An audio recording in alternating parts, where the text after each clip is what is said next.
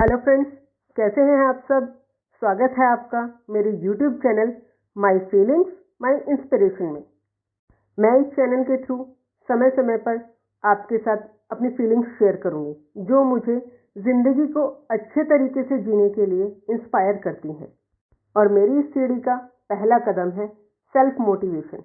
क्या होता है सेल्फ मोटिवेशन?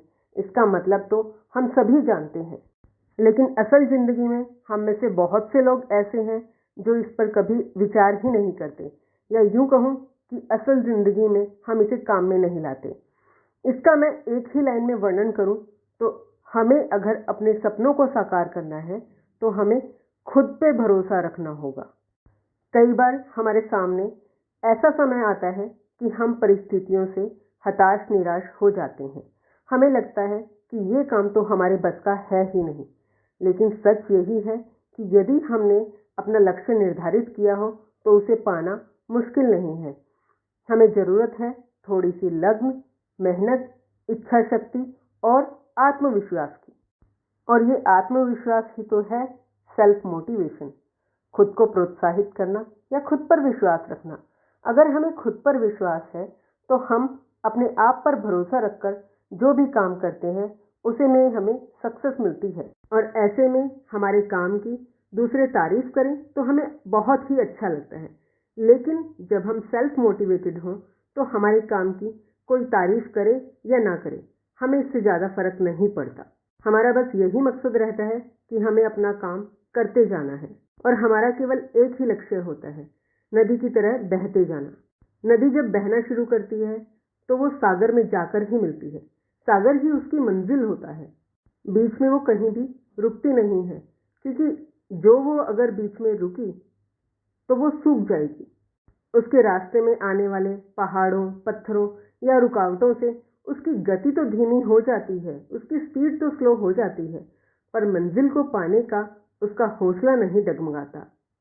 वो ये नहीं सोचती कि अब ये रुकावट मेरे रास्ते में आ गई है तो मैं आगे नहीं जा पाऊंगी, और वो धीरज के साथ आगे बहती ही जाती है। कई बार उसे बिल्कुल सरल, सपाट और साफ रास्ता भी मिलता है, लेकिन इस पर भी वो गुरूर नहीं करती, बस बहती ही चली जाती है और जाकर सागर में मिल जाती है। दोस्तों, हमारी असल जिंदगी भी नदी की तरह ही है। बस हमें रास्ते में आने वाली रुकावटों से घबराना नहीं चाहिए और सफलताओं पर घमंड नहीं करना चाहिए। और जो एक बात का हमेशा ध्यान रखना चाहिए वो है सेल्फ मोटिवेशन। खुद को मोटिवेट करते रहना चाहिए। ऐसा करने से हम जिंदगी के हर पड़ाव को बहुत ही आसानी से पार कर जाएंगे। अगर हम अपने काम से संतुष्ट हैं तो जरूरी नहीं कि 4 लोग उसकी तारीफ करें या हम दूसरों के सामने तारीफ करें। जरूरी है तो ये कि अपने अंदर ये विश्वास होना चाहिए कि हमने ये काम बहुत अच्छे से किया और हम आगे आने वाली चुनौतियों को भी अच्छे से कर पाएंगे, उन्हें पूरा कर पाएंगे। प्रोफेशनल लाइफ में हम अपने काम का 100% देते हैं, पर कई बार होता क्या है, हमारे काम की तारीफ नहीं होती तो हम हताश हो जाते हैं, निराश हो जाते हैं। हम ये भी सोचने लग जाते हैं कि कहीं ना कहीं जरूर हमारे काम में ही कोई कमी रही होगी। सेल्फ एनालिसिस या आत्मचिंतन करने पर यदि हमें लगे कि हमने जो किया वो ठीक था तो उससे खुद को अंदर से मजबूत बनाकर और चुनौतियों के लिए तैयार रखना चाहिए। एंड ऑफ द डे हमें अपने पूरे दिन के कामों का विचार करना चाहिए कि हमने दिन भर में क्या क्या काम किए, उसमें से हमने कोई काम गलत तरीके से या गलत तो नहीं किया ना, और अगर गलती से हमने ऐसा किया भी हो तो उसको सुधारने के लिए क्या क्या कोशिशें की जा सकती हैं। ऐसा मैं डेली सोने से पहले करती हूँ और ऐसा करने से मुझे एक अलग ही खुशी का एहसास होता है। अब मैं सेल्फ मोटिवेशन से जुड़े कुछ पॉइंट्स आपको बताना चाहूँगी जिनको ध्यान में रखकर आप खुद को प्रोत्साहित कर सकते हैं। तो दोस्तों, पहला पॉइंट आता है नाकामयाबियों से ना घबराएं। बचपन में जब बच्चा चलते चलते गिर जाता है तो पेरेंट्स उसे उठाकर दोबारा चलना सिखाते हैं। जब वो थोड़ा बड़ा होकर स्कूल जाने लगता है तो उसके एग्ज़ाम्स में अगर कम मार्क्स आए तो वो परेशान हो जाता है, निराश हो जाता है। तो इस पर वही पेरेंट्स गुस्सा करने की बजाय उसे बड़े प्यार से समझाते हैं कि कोई बात नहीं, अगली बार और अच्छी मेहनत करना, अच्छे मार्क्स आएंगे। वहीं से हमारे सेल्फ मोटिवेशन की सबसे पहली शुरुआत हो जाती है। तो दूसरा पॉइंट आता है ध्यान या मेडिटेशन। ये ध्यान होता क्या है? कई लोग बोलते हैं कि ध्यान करना हमारे बस का नहीं, पर सच तो ये है कि उन्हें ध्यान की असल डेफिनेशन ही नहीं पता कि ध्यान होता क्या है। बड़े बड़े संत महात्मा कहते हैं कि ध्यान का मतलब है आंखें बंद कर अपनी किसी भी प्रिय वस्तु का या स्वयं का आत्मचिंतन करना।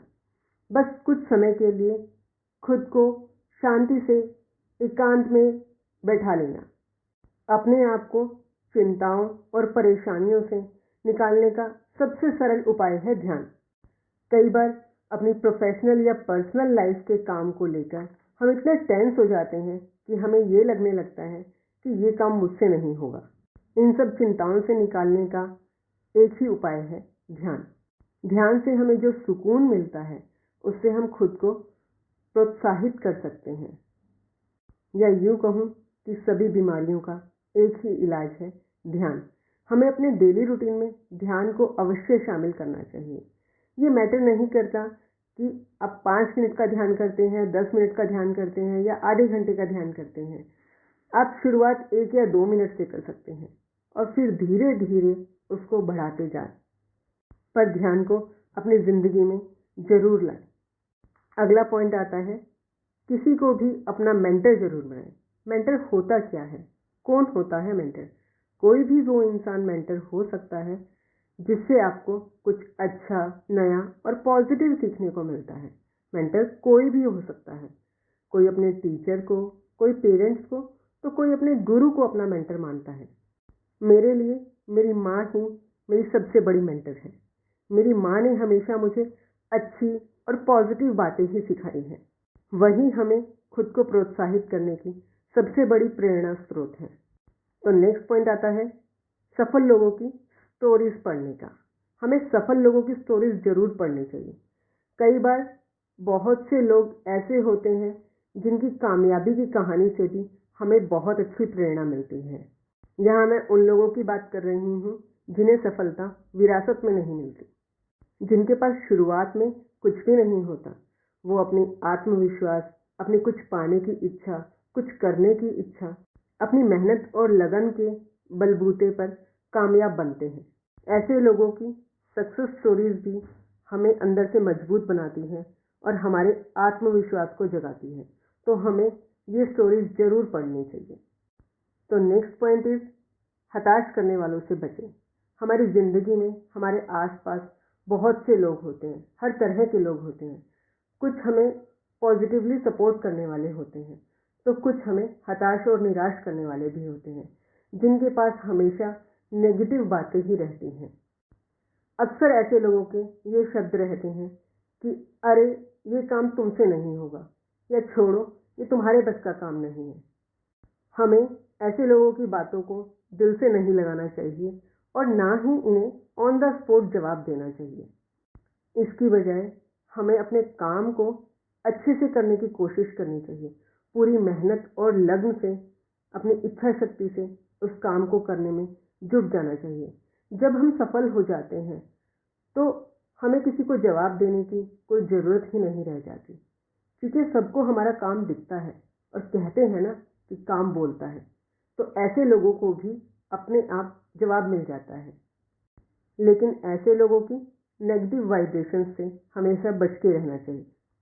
दोस्तों, मेरा नेक्स्ट और लास्ट पॉइंट आता है अवसर को चुनौती समझो। हमें कामयाबी पानी है तो हमें अवसर को चुनौती समझना चाहिए। इसको मैं आपको एक एग्जाम्पल के माध्यम से समझाना चाहूँगी। हेनरी फोर्ड, जो कि एक अमेरिकन इंडस्ट्रियलिस्ट थे, उनका नाम तो आप सभी ने सुना होगा। एक बार एक जर्नलिस्ट ने उनसे पूछा, sir, what is the secret of your success? अब हेनरी फोर्ड ने मुस्कुराकर बहुत ही प्यार से जवाब दिया, my secret is simple, I never missed an opportunity. यानी कि मेरा सीक्रेट बहुत सिंपल है, मैंने कभी अवसर को नहीं खोया। और ये तो हम सभी जानते हैं कि अवसर उन लोगों की सहायता नहीं करता जो अपनी सहायता खुद नहीं करते। और अपनी सहायता भी वही लोग अच्छे से कर सकते हैं जो खुद को प्रोत्साहित कर सकते हैं, जिनका खुद का आत्मविश्वास ही उनको सफलता के मार्ग पर लेकर जाता है। इस टॉपिक पे बोलने के लिए तो और भी बहुत कुछ है, लेकिन मुझे ऐसा लगता है कि अगर आप मेरी बताई बातों को ध्यान में रखेंगे तो आप अपने आत्मविश्वास से जिंदगी की सभी चुनौतियों से जीत जाएंगे। तो चलिए अब मैं आप सभी से विदा लेती हूँ। जल्द ही मिलूंगी अपनी एक और फीलिंग के साथ जो मुझे इंस्पायर करती है। और आपको अगर मेरी आज की बातें अच्छी लगी हो तो प्लीज़ लाइक, सब्सक्राइब और शेयर जरूर कीजिएगा। थैंक्स, धन्यवाद।